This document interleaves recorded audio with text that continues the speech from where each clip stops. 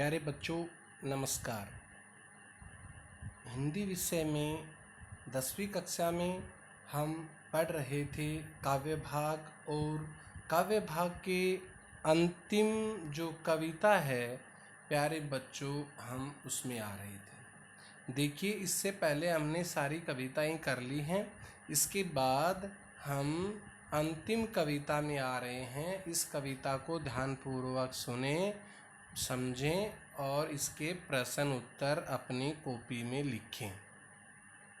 प्यारे बच्चों, जो हमारी अंतिम कविता है यानी संगतकार, यह कविता मंगलेश डबराल द्वारा रचित है। मंगलेश डबराल जी ने बताया है कि जो संगतकार होते हैं, सहायक होते हैं, वे गायन कला के साथ साथ और भी बहुत सारे कामों में मुख्य जो कलाकार होता है उसका सहयोग करते हैं। और सहयोग करते ही नहीं, प्राचीन काल से ये सहयोग करते आ रहे हैं। ये मुख्य जो कलाकार होता है, गायक होता है, या किसी और क्षेत्र में जो मुख्य कार्य करने वाला होता है, उसके ये सहायक सदा से उसका साथ बड़ी मानवीयता से और इंसानियत से देते आए हैं। तो प्यारे बच्चों, हमें ऐसे लोगों को गौण नहीं समझना चाहिए, कमज़ोर नहीं समझना चाहिए। मंगलेश डबराल जी ने इस ऐसे लोगों के बारे में अपने विचार व्यक्त किए हैं। तो सबसे पहले प्यारे बच्चों, आइए एक बार हम मंगलेश डबराल जी के जीवन से जुड़ी विभिन्न बातों और रचनाओं से एक बार परिचित होते हैं। तो सबसे पहले मंगलेश डबराल का जन्म सन 1948 में टिहरी गढ़वाल उत्तरांचल के काफल पानी गांव में हुआ और शिक्षा दीक्षा हुई देहरादून में। दिल्ली आकर हिंदी पैट्रियट प्रतिपक्ष और आसपास में काम करने के बाद वे भोपाल में भारत भवन से प्रकाशित होने वाले पूर्वग्रह में सहायक संपादक हुए। इलाहाबाद और लखनऊ से प्रकाशित अमृत प्रभात में भी कुछ दिन नौकरी की। ये उनका जीवन परिचय है। सन 1983 में जनसत्ता अखबार में साहित्यिक संपादक का पद संभाला। कुछ समय सहारा समय में संपादक कार्य करने के बाद आजकल वे नेशनल बुक ट्रस्ट से जुड़े हुए हैं। प्यारे बच्चों, मंगलेश डबराल के 4 कविता संग्रह प्रकाशित हुए हैं। पहाड़ पर लालटेन, घर का रास्ता, हम तो देखते हैं और आवाज़ भी एक जगह है। ये उनके जीवन की सबसे बड़ी रचनाएं हैं। साहित्यिक अकादमी पुरस्कार, देखो पुरस्कार कैसे लिखा जाता है, पहल सम्मान से सम्मानित। देखो सम्मानित कैसे लिखा जाता है। जो भी ये बीच में कठिन शब्द आते हैं, आप इनको ध्यानपूर्वक देखें। मंगलेश जी की ख्याति प्रसिद्धि अनुवादक के रूप में भी है। मंगलेश जी की कविताओं के भारतीय भाषाओं के अतिरिक्त अंग्रेजी, रूसी, जर्मन, स्पेनी, पोलस की और बल्गारी भाषाओं में भी अनुवाद प्रकाशित हो चुके हैं। कविता के अतिरिक्त वे साहित्य, सिनेमा, संचार माध्यम और संस्कृति के सवालों पर नियमित लेखन भी करते हैं। मंगलेश की कविताओं में सामंतवादी जो पहले प्रथा चलती थी, विचारधारा थी, लोगों का जो संस्कृति थी उसका, और पूंजीवादी छल छदम, हेरा फेरी, धोखाबाजी, दोनों का प्रतिकार है, दोनों का विरोध किया है। वे ये प्रतिकार किसी शोर शराबे के साथ नहीं कर रहे, बल्कि प्रतिपक्ष में एक सुंदर सपना रचकर करते हैं। उनका सौंदर्य बोध सूक्ष्म है, छोटा है और भाषा पारदर्शी है। ये प्यारे बच्चों मंगलेश डबराल जी की विशेषता है। और इसके बाद में हम आते हैं उनकी जो रचना है हमारे एनसीईआरटी सिलेबस में संगतकार, उस संगतकार कविता का सारांश भाव यहाँ पर दिया गया है, उसका निष्कर्ष है, निचोड़ है, उसको एक बार देखते हैं। मंगलेश कविता गायन में कुछ मुख्य गायक का साथ देने वाले, प्यारे बच्चों ध्यानपूर्वक समझें, संगतकार कविता गायन में मुख्य गायक का साथ देने वाले संगतकार की भूमिका के महत्व पर विचार करती है, उनके महत्व को बतलाती है। दृश्य माध्यम की प्रस्तुतियों जैसे नाटक है, फिल्म है, संगीत है, को संगीत नृत्य के बारे में तो यह सही ही है ही। हम समाज और इतिहास में ऐसे अनेक प्रसंगों को देख सकते हैं जहां नायक मुख्य कलाकार की सफलता में अनेक लोगों ने महत्वपूर्ण भूमिका निभाई है। ये है पाठ का मुख्य रहस्य कि जो एक सफलता प्राप्त नायक है उससे काफ़ी लोगों ने उसकी सहायता की है। कविता हमें यह संवेदनशीलता विकसित करती है कि उसमें से प्रत्येक का अपना अपना महत्व है, और अपना अपना महत्व होता है। जो सहायक होते हैं कोई भी सफलता प्राप्त करने में सभी का योगदान है, और उस योगदान को कभी नकारा नहीं जा सकता है, और उनका सामने न आना उनकी कमजोरी नहीं, वे पर्दे के पीछे या पीछे से जो अन्य रूप में एन केन प्रकारेण जो मदद करते हैं, यह उनकी हम कमजोरी नहीं कह सकते। कवि ने बताया कि हम उसको कमजोरी नहीं कहेंगे, ये मानवीयता है। संगीत की सूक्ष्म समझ, संगीत की छोटी सी समझ और कविता की दृश्य प्रस्तुत करने की जो विचारधारा इस कविता को ऐसी गति देती है, ऐसा कार्य प्रदान करती है, मानो हम इसे अपने सामने घटित होता देख रहे हों। तो ये प्यारे बच्चों कविता का सारांश है, निष्कर्ष है, निचोड़ है। इसके बाद में प्यारे बच्चों कविता शुरू होती है, और कविता को हम ध्यानपूर्वक पढ़ेंगे, समझेंगे। तो सबसे पहले क्या बताया, संगतकार कविता में मंगलेश डबराल जी ने इस कविता की भाषागत विशेषता, शिल्पगत विशेषता और व्याकरणिक विशेषता पर मैं एक बार प्रकाश डाल देता हूँ। आपको पता ही है कि यह कविता हिंदी की खड़ी बोली से अवतरित है या खड़ी बोली में लिखी गई। दूसरी बात यह है कि कविता में तत्सम तद्भव दोनों प्रकार की शब्दावली है, और कविता में प्रतीकात्मकता है, लाक्षणिकता है। कविता में माधुर्य गुण है, और कविता संगतकार के माध्यम से विभिन्न प्रकार के सहयोगी लोगों के बारे में बताती है। इस कविता में उपमा, उत्प्रेक्षा और अनुप्रास अलंकार की छटा निराली है। तो प्यारे बच्चों ये है कविता। इस कविता में मुख्य गायक के चट्टान जैसे मुख्य गायक जो गाने वाला हो, संगतकार का मतलब होता है जो मुख्य गायक गाता है और विभिन्न वाद्य यंत्रों के साथ या अन्य रूप में जो उसकी सहायता करते हैं उसे संगतकार कहते हैं। यानी कि कहने का अभिप्राय हमारा ये हुआ कि मुख्य गायक को शीर्ष पर पहुंचाने के लिए, सफलता दिलवाने के लिए संगतकार की विशेष भूमिका होती है, हम उसको नकार नहीं सकते। जबकि पर्दे के पीछे जो कार्य होता है हम उस पर ध्यान नहीं देते और हम केवल और केवल उस बात को देखते हैं जो हमारे सामने प्रस्तुत होती है। हम मुख्य गायक की वाही करते रहते हैं और उसकी तारीफ प्रशंसा के पुल बांधते रहते हैं, लेकिन कभी हमने ये नहीं देखा कि इसकी सफलता के साथ जो अन्य लोगों का सहयोग है वह भी बड़ा सराहनीय है।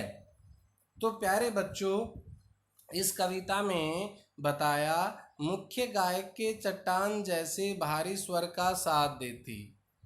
मुख्य गायक का स्वर कैसा है? चट्टान जैसा है, बहुत ऊंचा भारी है, बहुत ऊंची आवाज़ है और का स्वर का साथ देती। ऐसे ऊंचे बहुत भारी स्वर का साथ देने वाली, सहयोग करने वाली वह आवाज़ सुंदर, कमज़ोर और कांपती हुई थी। प्रश्न भी बन सकता है कि मुख्य गायक का चट्टान जैसा स्वर क्यों है, उसका साथ देने वाली आवाज़ कांपती हुई क्यों थी? प्रश्न बन सकता है। प्यारे बच्चों, मुख्य गायक का चट्टान जैसा स्वर इसलिए बताया कि वह बहुत ऊंचे स्वर में सबको प्रसन्नचित करने के लिए, सबको अपनी ओर आकर्षित करने के लिए गाता है।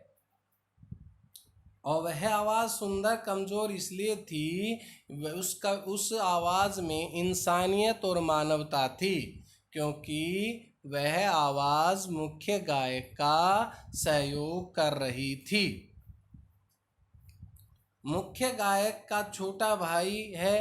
कवि कहता है कि वह मुख्य गायक का छोटा भाई हो सकता है या उसका शिष्य हो सकता है, उसका चेला हो सकता है, या पैदल चलकर सीखने आने वाला दूर का कोई रिश्तेदार, या फिर पैदल चलकर दूर से आने वाला कोई संबंधी भी हो सकता है। इसका मतलब ये हुआ पैदल चलकर किस बात का द्योतक है? पैदल चलकर आना गरीबी का द्योतक है। इसलिए कवि ने स्पेशल कहा है कि पैदल चलकर सीखने आने वाला दूर का कोई रिश्तेदार जो कि बहुत गरीब है और मुख्य गायक का सहयोग करने आता है।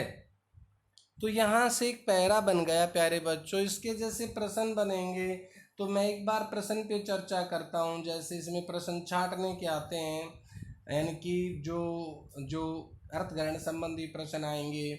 मुख्य गायक के स्वर का साथ देती हुई आवाज़ कैसी है? मुख्य गायक के स्वर का साथ देती हुई आवाज़ सुंदर, कमज़ोर और कांपती हुई सी, अर्थात मधुर पर हल्की सी अपेक्षाकृत धीमी है। यह आवाज़ संगीतकार की आवाज़ है। इसमें दूसरा प्रश्न है प्यारे बच्चों, संगीतकार और मुख्य गायक का क्या संबंध हो सकता है?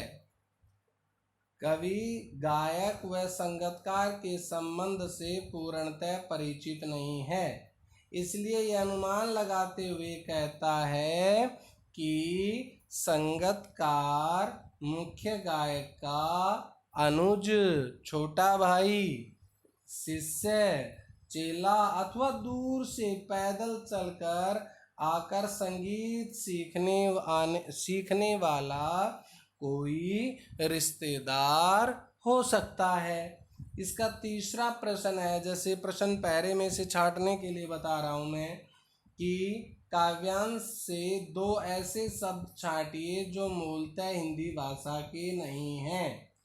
प्रस्तुत कविता में मुख्य गायक का साथ देने वाली उसी के समान, यानी कि उसकी जो प्रश्न ये है कि ऐसे शब्द छांटिए आवाज़ और कमज़ोर, यानी कि जिनके नीचे नुक्ता लगा हुआ है, मूलतः हिंदी भाषा के शब्द नहीं हैं। ये शब्द उर्दू, फारसी भाषा से लिए गए हैं। इस प्रकार से दूसरा हमारा इसमें जैसे प्रश्न बनता है, प्रस्तुत कविता में किसकी भूमिका पर विचार किया गया है? तो आपने पढ़ा है मुख्य रूप से किसकी भूमिका पर, यानी कि इस कविता में जो है मुख्य गायक का साथ देने वाले उसी के समान महत्वपूर्ण व्यक्ति संगतकार की भूमिका पर विचार किया गया है। तो इस प्रकार से प्यारे बच्चों अन्य और भी प्रश्न बनते हैं। मुख्य गायक का साथ देती आवाज़ कांपती हुई क्यों है? ये सभी प्रश्न 2-2 अंक के आएंगे परीक्षा में, इसलिए आपको 2-2 अंक के अनुसार उत्तर देना पड़ेगा। इसमें कहता है मुख्य गायक का साथ देती आवाज़ कांपती हुई क्यों है? इसका आंसर हमने पहले दिया है कि मुख्य गायक का साथ देती आवाज़ संगतकार की और संगतकार का मुख्य गायक का सहयोग मधुर और धीमी आवाज़ के सहारे ही करना पड़ता है, क्योंकि ऐसा न करने से मुख्य गायक के गायन का प्रभाव कम हो सकता है। इसी कारण मुख्य गायक का साथ देती आवाज़ कांपती हुई थी। इस प्रकार से प्यारे बच्चों दूसरा प्रश्न है मुख्य गायक का साथ देती आवाज़ किसकी हो सकती है? यह अभी मैंने बताया था। वह उसका छोटा भाई हो सकता है, शिष्य हो सकता है, पैदल चलकर दूर से आने वाला कोई रिश्तेदार भी हो सकता है। इस प्रकार से अगला हमारा प्रश्न है कि काव्यांश से 2 ऐसे शब्द छांटिए जो मूलतः हिंदी भाषा के नहीं। इस प्रकार से प्रस्तुत अगला प्रश्न है कि यह कविता किसके द्वारा रचित है? यह कविता मंगलेश डबराल के द्वारा रचित है। तो याद रखिए प्यारे बच्चों इस प्रकार से इसमें से प्रश्न छांटे जाएंगे। आइए एक बार आगे अगले पैरे में बढ़ते हैं। मुख्य गायक की गरज में, गरज होता है आवाज़, जो बोलता है ऊंची आवाज़ में, वह अपनी गूंज मिलाता आया है। गरज में गूंज यानी कि जो मुख्य ध्वनि होती है वह गरज होती है और उसका अनुगामी जो ध्वनि होती है वह गूंज होती है। मुख्य गायक की गरज से, आवाज़ से जो अपनी गूंज यानी कि मुख्य गायक की गरज है और उसकी गूंज है। जैसे कि आपको पता है कि हम किसी सतह के सामने, किसी दीवार के सामने यदि हम खड़े होकर बोलते हैं तो ध्वनि टकराकर वापस आती है। जो हम बोल रहे हैं वह तो गरज होती है, जो टकरा करके वापस आती है हमारी तरफ आवाज़ कई बार, वह गूंज होती है। तो प्यारे बच्चों वह अपनी गूंज मिलाता है प्राचीन काल से। वह अपनी आवाज़ आज से नहीं, प्राचीन काल से ही मुख्य गायक का सहयोग करता हुआ आया है। गायक जब अंतरे की जटिल तानों के जंगल में, गायक जब गाने वाला जब अंतरे क्या होता है? एक गायन में 2 लाइनें टेक की होती हैं, उसके बाद 4 लाइनें अंतरे की होती हैं।